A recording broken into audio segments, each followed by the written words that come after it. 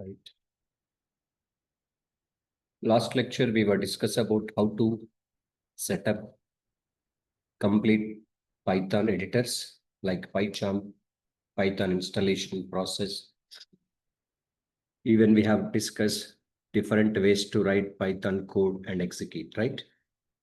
Using interactive mode, using script mode, and using ideally as well as using PyCharm editor.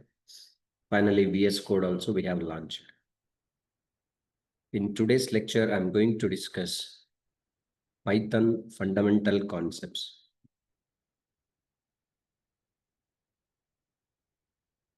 Fundamentals concepts in Python. Okay.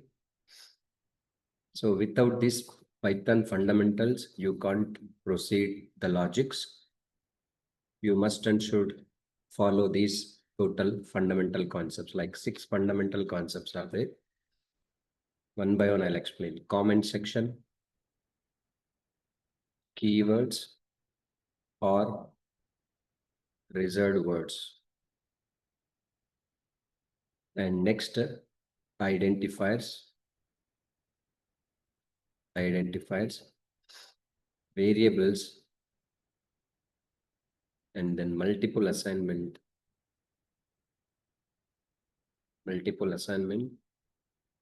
as well as indentation in Python.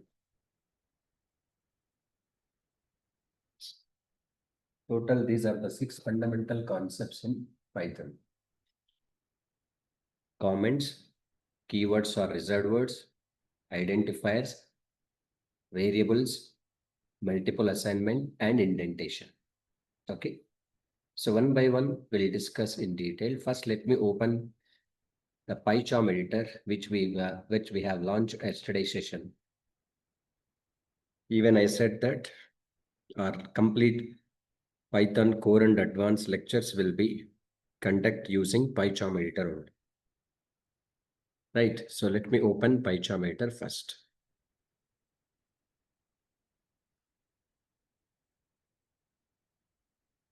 So I'm opening PyCharm editor here. In that, I would like to open your project folder. Currently, recently, on which project I worked, that is open, but it's not your project. Do you want to open your project? Go to PyCharm file menu, open option. Go to the location where you have saved your PyCharm projects. So I have saved in C drive, PyCharm projects, and folder name is Python project 7A. This is our project folder. I'm selecting and click on this window. It will be open. See, last lecture, what programs we have seen in PyCharm editor, that is opening now. Like test.py file we created, just we print hello, welcome. And we created one more file, test1. We have used like just basic program 8 and B20C equal to A plus B print C. But observe here, if I write logic in PyCharm editor, this logic is working fine. We got the result 30, right? But one more advantage is there in PyCharm editor. It will disclose the standards also, like whether you are writing standard way of program or not, it will clearly mention. Because when we place mouse pointer on equal to sign, there is a warning. Look at this warning is Python Enhancement Proposal, PEP standard, missing white space around operator, they are saying. What does it mean? So missing white space around operator means this is the operator equal to operator, and left hand side space is required generally, right hand side space is required. But we have not mentioned earlier, so that's what it's saying warning. So the advantage of PyCharm is this is, if you use proper editor, you will come to know whether you are writing code in standard format or not. So code will work fine, result also will get, but professional way how to write the logic, right? So all the professional developers in real time, they'll follow some rules and regulations. That is standard way of writing code. But when we started use PyCharm, you will come to know whether you are writing code in standard format or not by placing mouse pointer. But if you want to adjust complete code in standard format, simply place mouse pointer on equal to sign. There is an option called reformat the file. Click on reformat the file automatically. So code will be formatted. So wherever the space is required before operator, after operator, it is adjusted. This is standard logic. It don't give any warnings. It's a clear code. Okay, yeah. Now let's talk about Python fundamentals. These are the most important fundamentals which I am discussing. Comments, keywords or reserved words, identifiers, variables, multiple assignment, and indentation. First, we'll look into comment section. See, sir, comments are very common in any language, not only in Python, like in C language, C++, Java. If you write any language, programming language code, comments are very common. Generally, comments can be used in what situation means, uh, uh, if you don't want to execute some lines of code from your program, then those lines you can include into comment section. Okay, and this is one reason.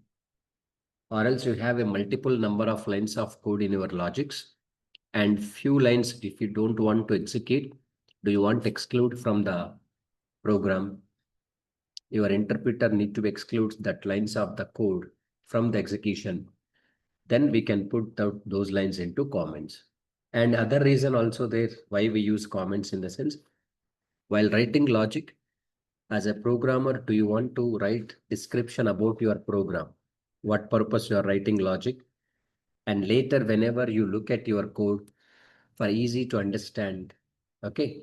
So just leave the comment section like description. Or else your code maybe later can be transferred to someone and that somebody has to be understand by looking at your code, by reading your comments. So in that process, we can make comment section in Python. There are two different reasons are there. One is avoid some lines of code from the execution, or else you can do, you can write your description or leave your comments about your program for later understanding process. But how to use comments in Python means simply every comment starts with hash symbol. Even if you want to use multiple lines comments or single line comment, always starts with hash symbol. For example, you can consider this program. Here I'm writing some more lines of code like hello world. This is. And this line, if I run this, you will get output like this. This program is executing and also we are getting the output like hello world, right? But do you want to exclude this line from the execution? You can keep comment by using hash symbol. Once I use hash symbol, this will be excluded from the execution. This line will not execute because it excluded. And uncomment purpose, again, you can remove the hash symbol. It will be included in the program, uncomment. So it's working fine, right? Yeah. Now observe, in case one line, if you want to provide comment, this is the option. But when we use multiple lines, for example, all these lines I want to include in the comments. So there is a shortcut key for the comments in Python, Control+/. So Control+// is a shortcut for making multiple number of lines in comment section. Like for example, you can see whole this total program I would like to keep in comments. Then how we can give means select the total program, Control/, total program has commented. It won't run. Or else complete program you want to comment, you can select complete program by using Control+A, means select all. Again, uncomment purpose, select these lines, Control// again. Uncommented now. So select complete program, Control+A, Control//, it's commented. Again, uncomment purpose, control forward slash, again, it is uncommented. We are getting the output clear. So this is exactly how comments will work in Python. Next fundamental concept is keywords or reserved words.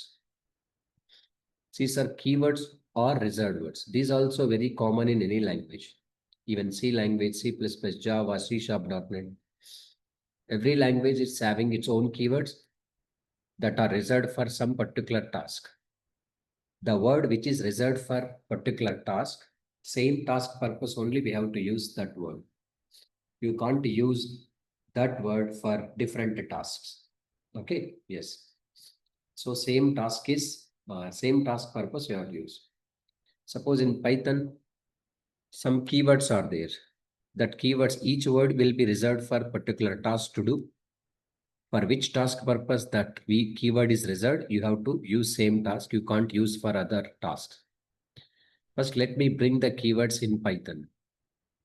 What are the keywords are present in Python? We will try to bring it. So very simple, 2 lines of logic is enough to get the keywords list in Python. Let me add new program. And test2.py is my program name. To bring keyword list, first you have to import library like keyword library, print keyword.kw list. That's it. So these 2 lines of code is enough to get complete keywords in Python. So I'm importing keyword and print keyword.kw list. Import keyword, print keyword.kw list. Okay. Yes, let me run it. We are getting, sorry, this is not the way to run because previously I have executed test1. I am refreshing here. It is executing test1 only. But you created new file test2.py. Do you want to execute this test2.py? Simply right click and run test2. And we are getting complete keyword list in the output window. Look at this. This is completely keywords. So in this keywords, first 3 keyword you can observe. False, F capital, none, N capital, true, T capital. Remaining all the keywords are lowercase only because as per our previous discussion, Python is a case sensitive programming language.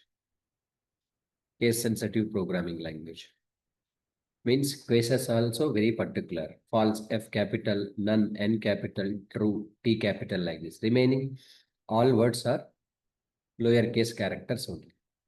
Okay, so false, none, true. These are all case sensitive only. Only first 3 keywords will be starts with capital letter. I mean to say in this keyword list, every keyword is reserved for particular task. You have to use that keyword for same task only. You can't change your task for that keyword, right? Suppose here false, none, true are the keywords. It's starting with the capital letters. And this keyword, for example, in this keyword list, I have used already in my program one of the keyword called import keyword. You can observe here import is one of the keyword in this list.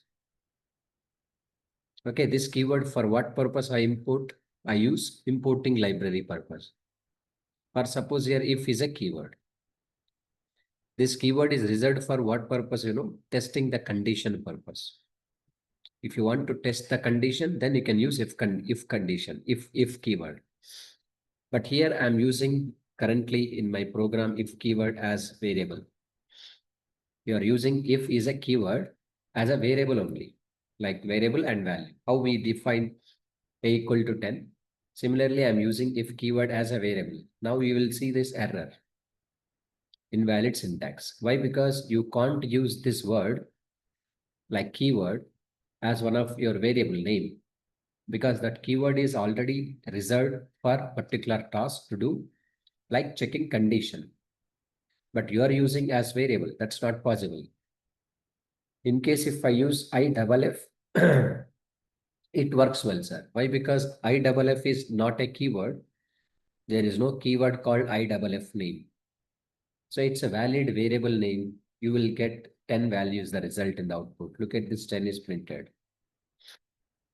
So in this keyword list, no keyword can be used as your own purpose like variable declaration or any usage other than reserved word.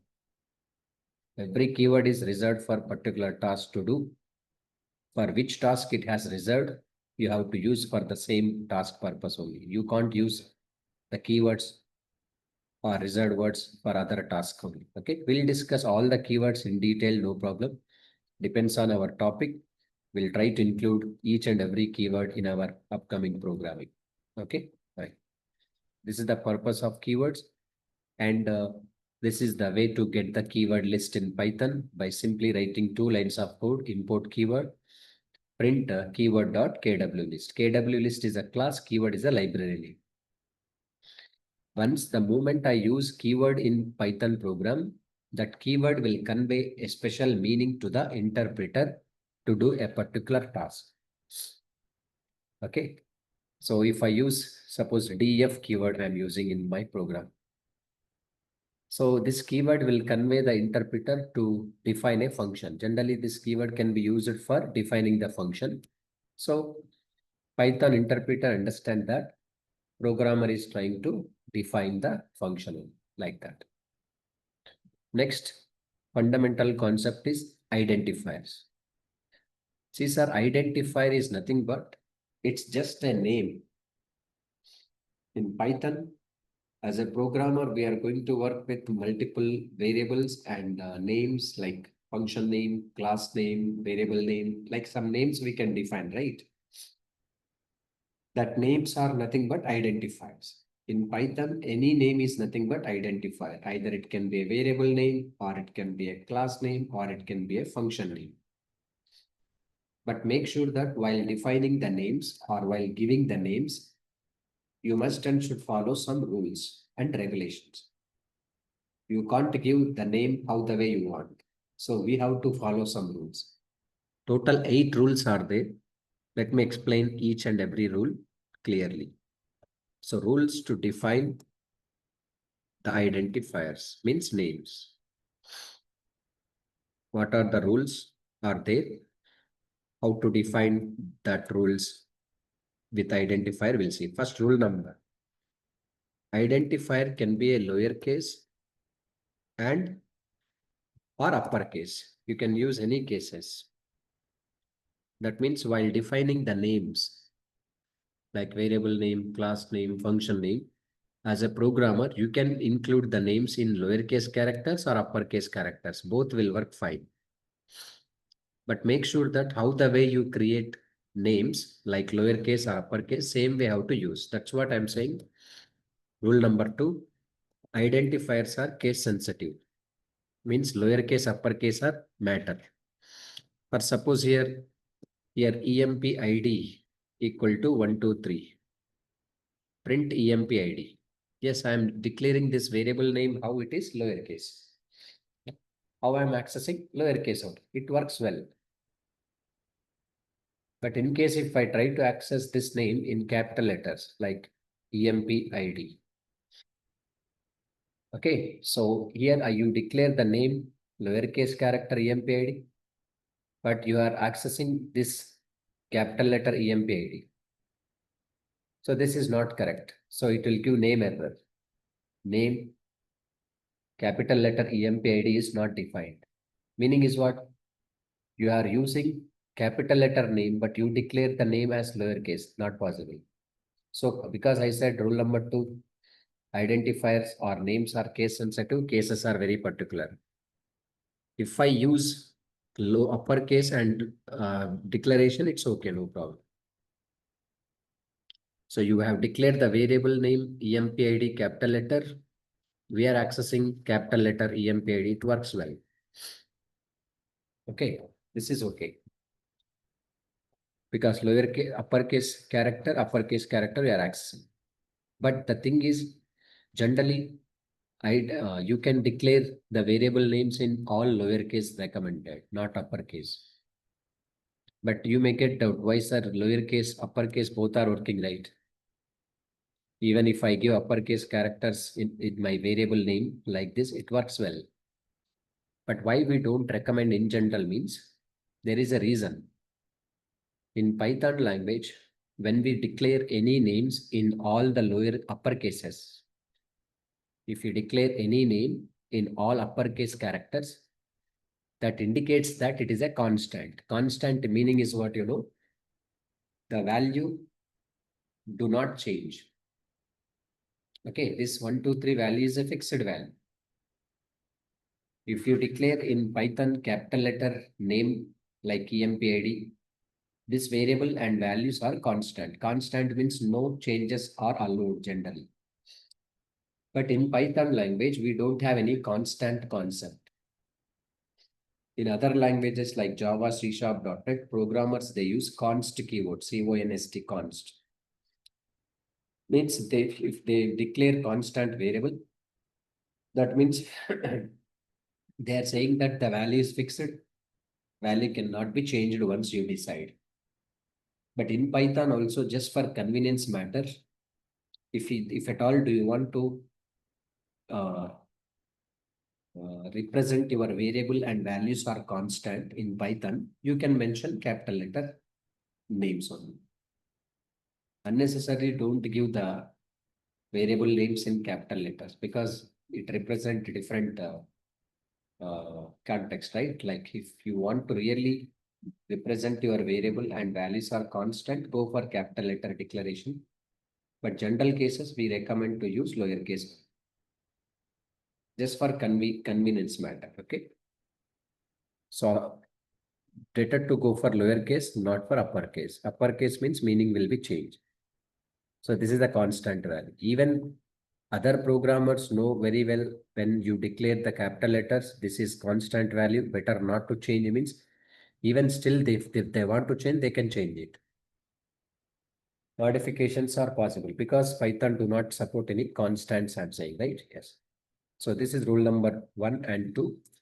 Rule number 3 says identifier allows the digits, means the names inside in the names you can include some digits also. It allows the digits like 0 to 9, but make sure that the names or identifiers should not start with a digit.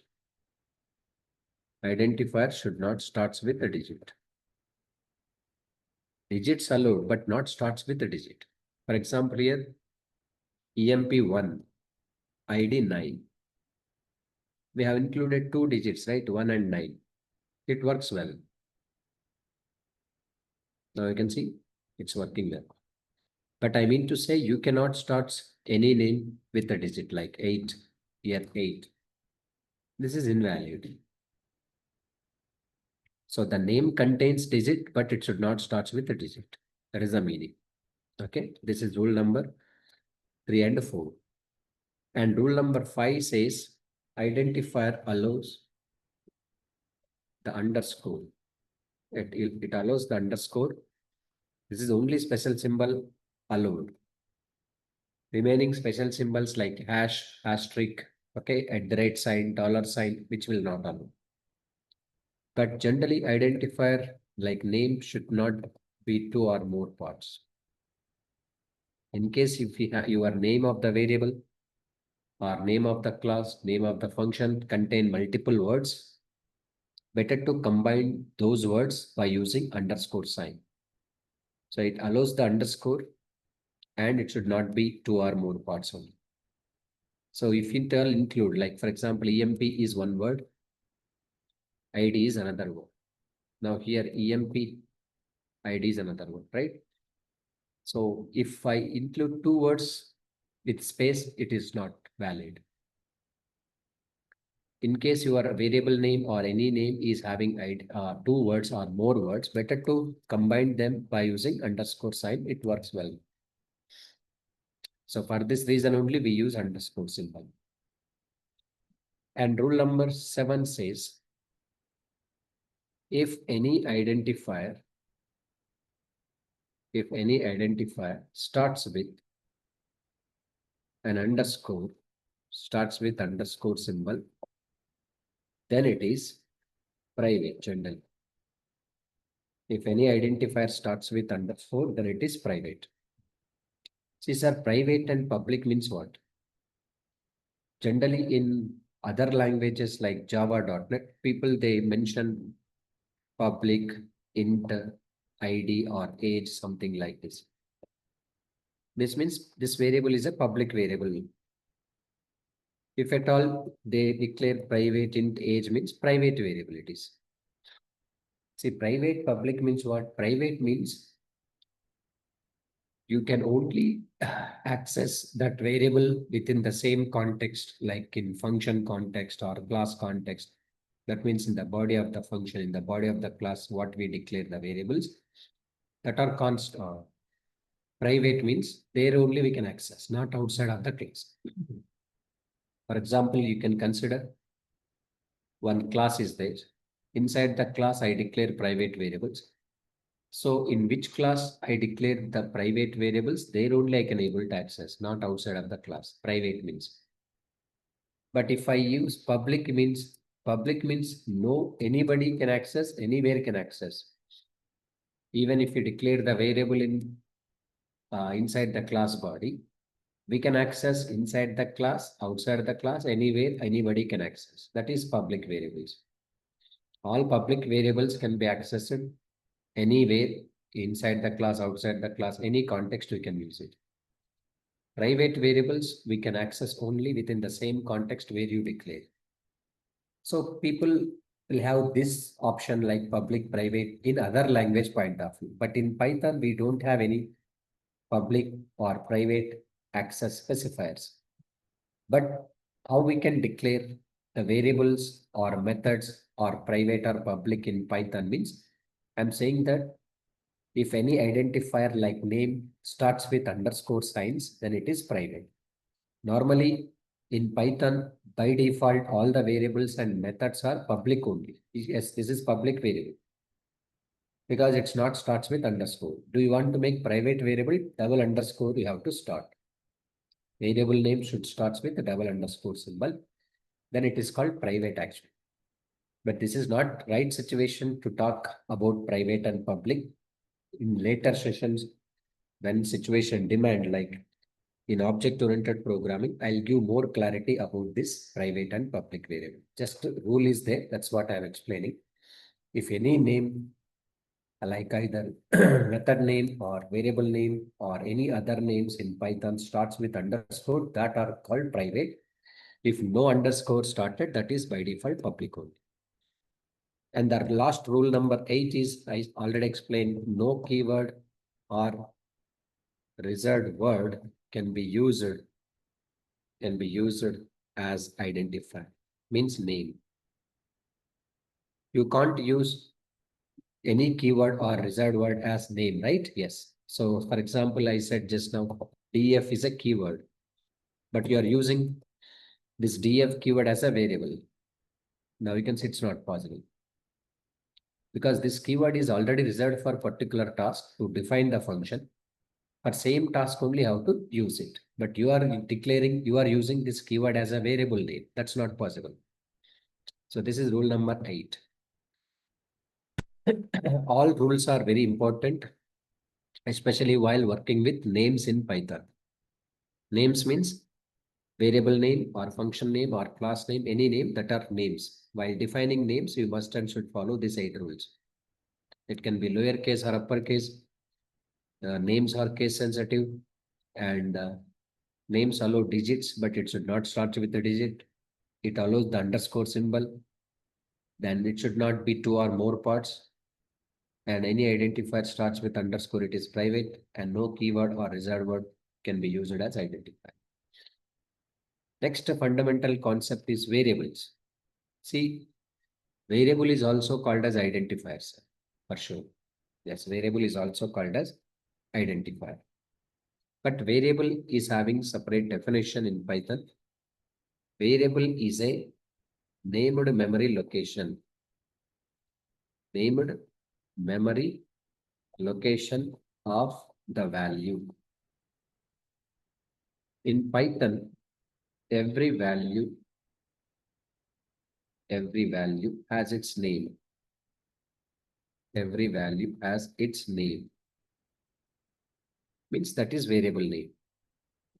In Python, while declaring,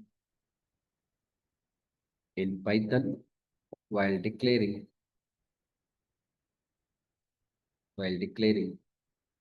the variables, variables, we need not to specify any data type, because Python is a case sensitive programming language. It is a case sensitive programming language. Case sensitive programming language. Sorry. It's a dynamically typed programming language. It's my bad. In Python, while declaring the variables, we need not to specify any data type because Python is a dynamically typed programming language. Dynamically typed means what? During the program execution, data type will be decided by Python. You need not to specify any data type from your end. So this is the variable definition. It's a named memory location of the value.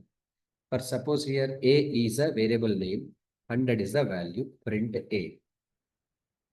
I'm saying that where this 100 value is going to store inside A, right? So for A, Python should assign some memory. Why? Because it has to hold the data within it, that is 100 value. That's what where this 100 value is going to save or store means I'm saying that variable name A. It is a named memory location.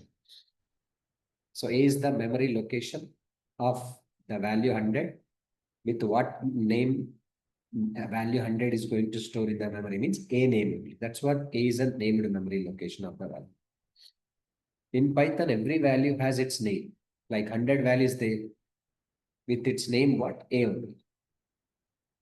And you can see while defining or declaring Python variables, we need not to specify any data type. So I have not mentioned any data type like integer or float before A, right? You can see. This is syntax error actually. Because in Python, as a programmer, no need to define any data types. As I said that it's a dynamically typed programming language. Dynamically typed means what? During the program execution, based upon the value, automatically your variable get data type. That's what dynamically typed language. So Python only decide the data type of the variable.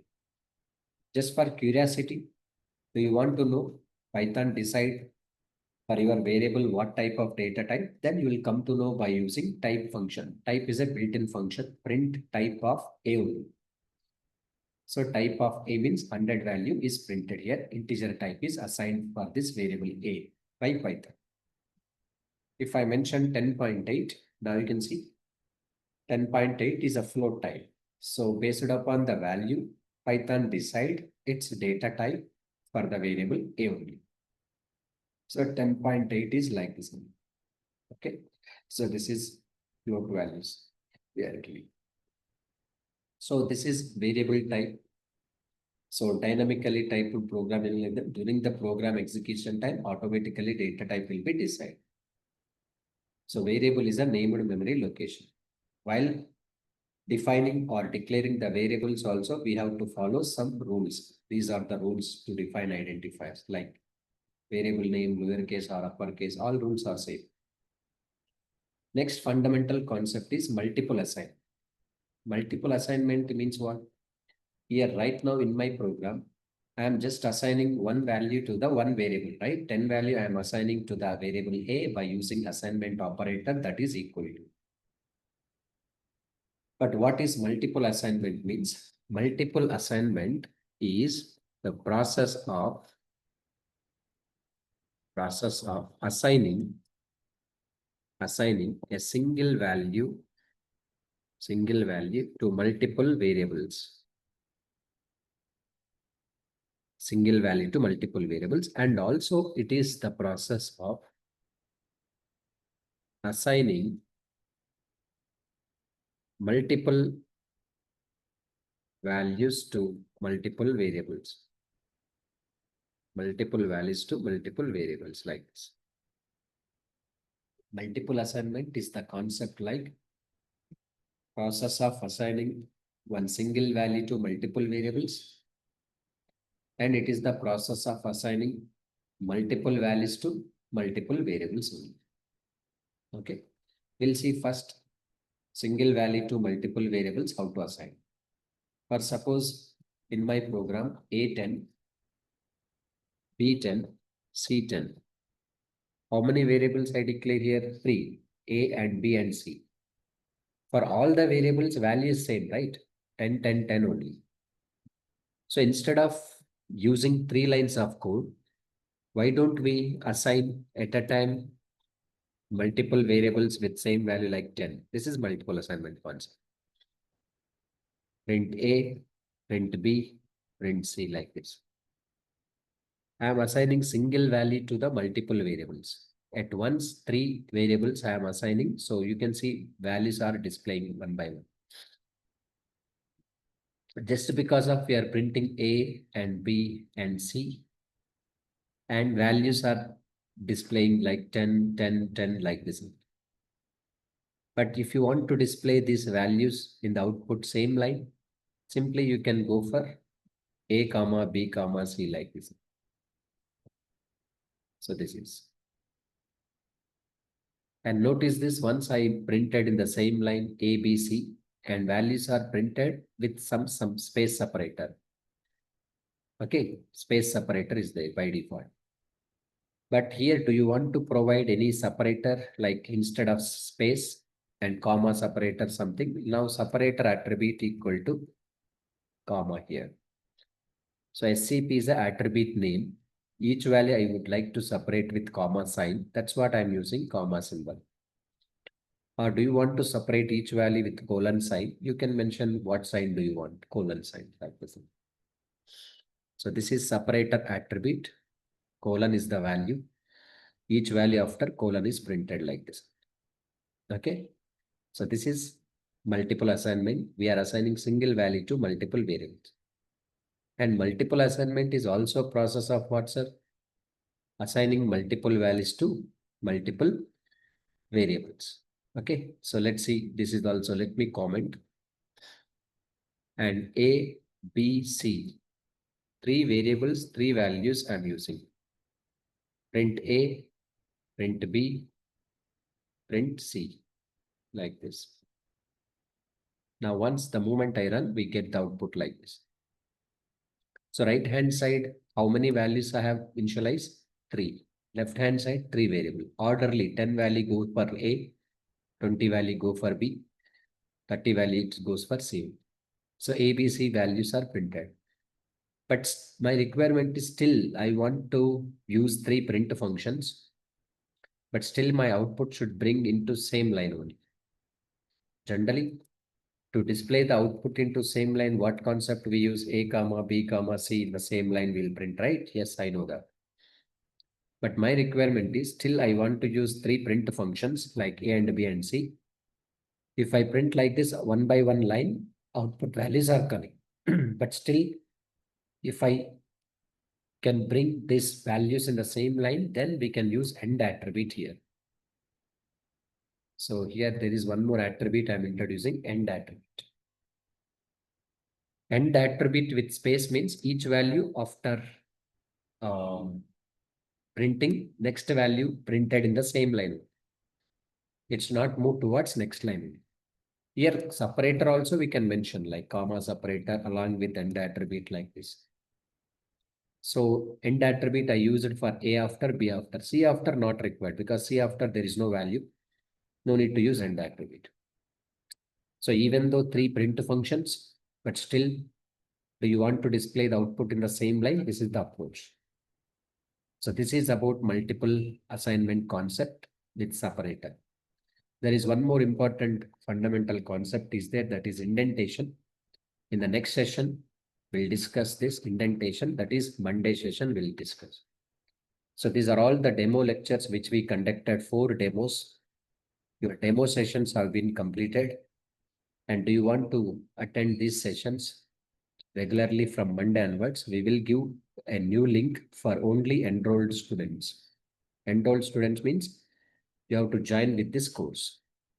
Once you join this course, you will receive one new link from Monday onwards. You have to join in that link only.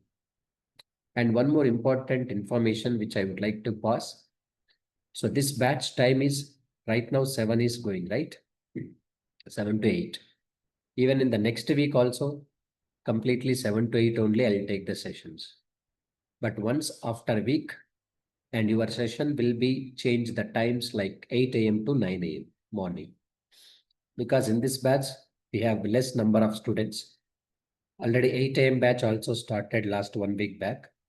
So we will club your batch students into that batch. So your permanent time is after 1 week, 8 to 9 a.m.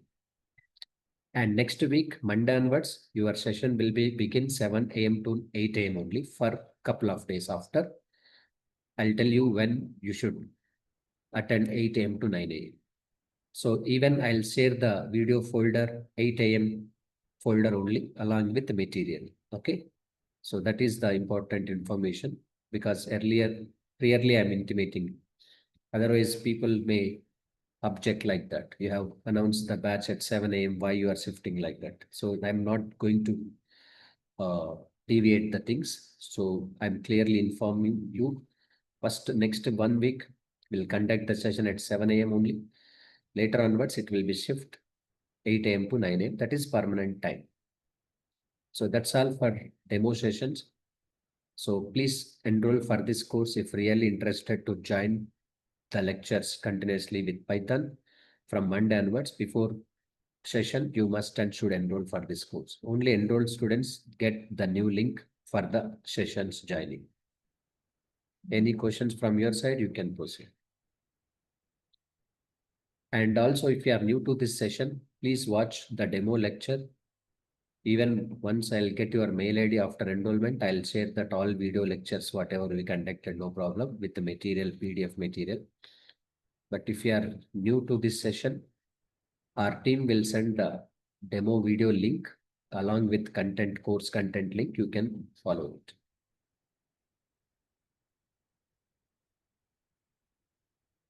See you on Monday.